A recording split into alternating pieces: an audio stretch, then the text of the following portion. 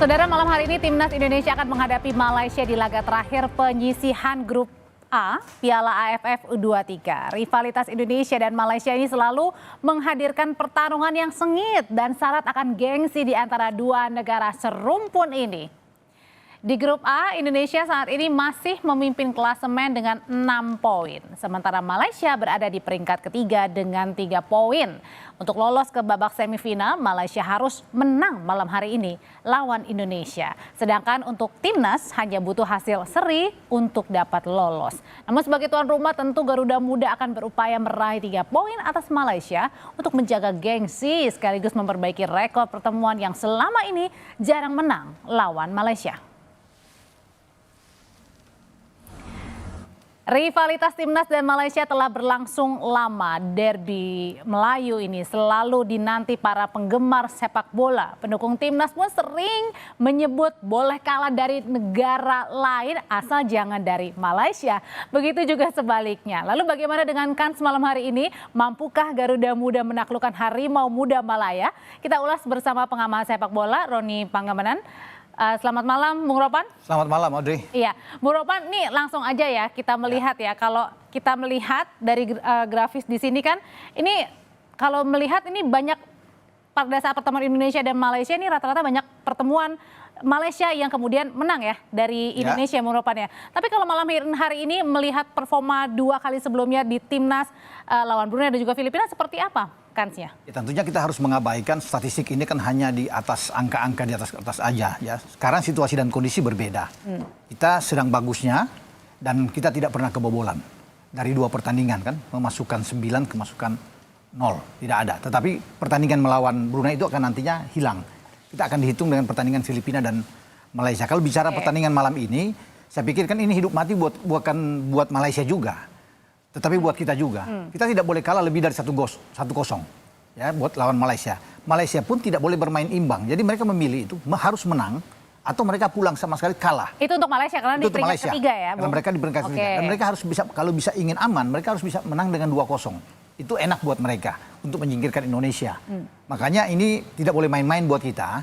Walaupun kita hanya perlu imbang, itu jangan kita itu hanya di lapangan aja, kita harus bisa menang. Karena ini depan publik kita bermain. Di Stadion GBK pula? GBK, dengan kualitas pemain kita yang saya pikir ini oke, bagus. Ya boleh dikatakan di atas Malaysia.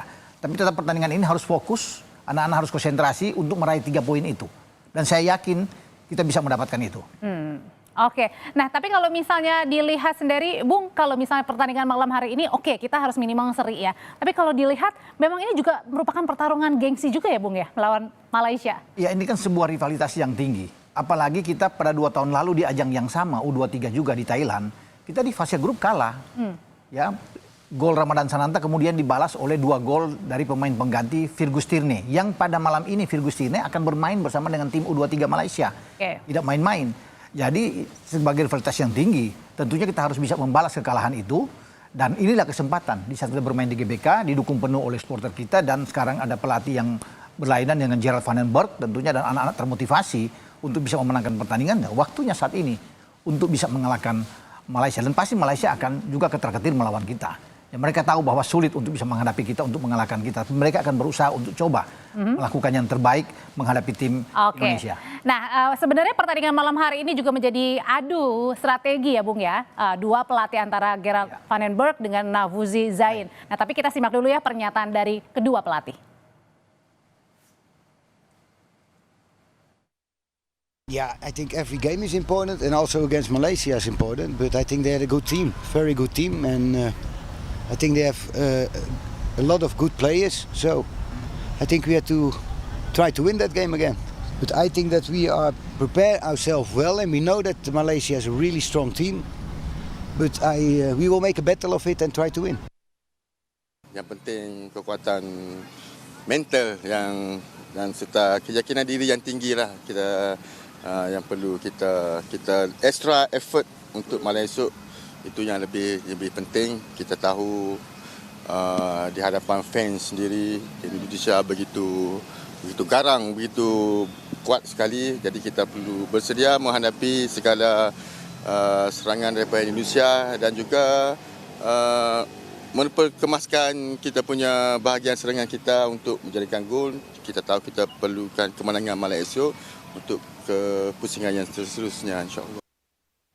Kedua pelatih baik timnas maupun juga Malaysia ini sama-sama ingin the best effort yang hari ini bisa dilakukan malam hari ini. Tapi kalau dilihat nanti kira-kira kalau untuk timnas dulu deh, Bung Ropan, ini gimana nih susunan pemain malam hari ini? Kalau melihat dari apa yang dilakukan oleh Van den Berg 2 pertandingan terakhir kan ada perubahan. Tiba-tiba di starting 11 4 perubahan, terutama di belakang.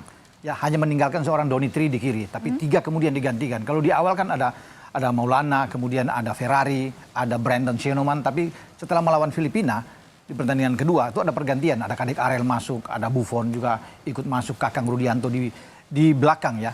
Ya kemudian juga ada di depan kita bisa melihat ya ada Detan, kemudian Hoki Caraka masuk lawan Filipina, tapi Raven yang ganti di babak kedua. Nah semoga kita akan lihat di belakang itu siapa yang akan pas bermain. Apakah tetap dengan 4-3-3 karena bagi Van den Berg selalu ingin untuk penguasaan bola, pegang bola lebih tinggi dan beranikah dia merubah itu back 4 ini. Tapi saya pikir tetap dengan 4-3-3. Oke, ya. Berbicara tentang susunan pemain nih, kita lihat juga nih kira-kira pemain-pemain kita yang lagi jaya-jayanya di AFF U23 2025 ini. Ada nama Jens Raven, ada Arkan Fikri, Robbie Darwish, Kadek Arel. Gimana nih untuk malam hari ini, Bung? Iya, saya pikir mungkin saja Kadek Arel kan kemarin lawan Filipina menggantikan posisi dari Ferrari sebagai kapten. Bisa saja dua-duanya main antara Kadek dan Ferrari. Nah, kemudian Robbie Darwish ini kan tidak tergantikan. Kalau di tengah itu semua stabil ya.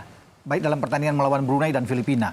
Artinya Robbie Darwish, Arkan Fikri bermain dengan Tony Firmansyah. Tiga di tengah ini yang menjadi pilar utama. Kalau Raven, saya pikir kemarin dia kan agak kurang begitu fit.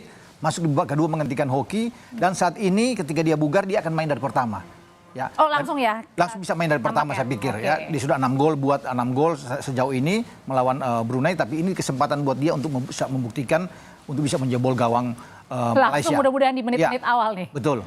Kemudian Arkan Fikri, Bung. Ya ini gelandang juga yang saya bilang tadi yang tidak tergantikan. Artinya dia akan bermain di sana bersama dengan Robbie Darwish dan Tony Firmansyah dan mereka adalah pakem utama yang tidak diubah oleh Van den Berg dalam 2 pertandingan. Nah pertandingan malam ini saya pikir ketiga-tiganya akan main secara bersamaan juga di lapangan. Cuma di belakang ini kita tunggu siapa yang akan benar-benar firm untuk bisa bermain di posisi 4 back sejajar ini. Sama yang di depan. Kalau di depan itu saya menantikan seorang Victor Detan yang melawan Filipina kemarin masuk di babak kedua dan mungkin saja dia akan dimainkan. Cuma kan kalau dia main salah satu di antara Raihan Hanan atau Arjuna itu bisa menjadi korban. Nah, kita akan tunggu siapa yang akan dimainkan tergantung dari Van den Berg yang lebih tahu. Ya.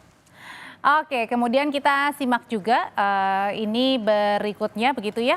Ini berkaitan dengan para pemain begitu yang harus diwaspadai. Kira-kira siapa sih, Bung Ropan? Untuk di Malaysia sendiri ya? Kalau Malaysia mereka kan akan bermain dengan 4-2-3-1. Mereka akan menggantungkan seorang Fergus Tierney. Walaupun kita tahu mereka punya Hakimi Azim di depan, ada juga Dennis yang akan bermain di gelandang. Tapi 3 gelandang serang mereka juga harus diawasi oleh gelandang-gelandang kita. Oke, Fergus Tierney pemain yang bagus. Kemarin melawan Brunei dia ikut mencetak gol ketika menang 7-1. Dan ini menjadi tugas bagi Kadek atau Ferrari kalau mereka berdua bermain di belakang. Jadi yang perlu diawasi adalah Fergus Tierney tentunya. Seorang pemainnya ada di depan ya. Tetapi mereka punya 3 gelandang yang harus juga ya, ada satu Alif yang Yuslan Alif yang sudah sembuh dari cedera. Tidak bermain melawan Brunei kemarin tapi dia sekarang akan kembali. Nah, ini juga harus diantisipasi bersama dengan Azim Hakimi dan juga dengan Haris Dennis. Oke, lebih banyak kita mengulas soal pemain-pemain kita termasuk juga dengan Malaysia bagaimana kans kita menang malam hari ini. Kita akan berbicara lebih lanjut ya dengan satu narasumber yang ini tidak kalah yang lagi eksis juga. Tetaplah bersama kami, tetapi kita lihat dulu ya tayangan berikut ini.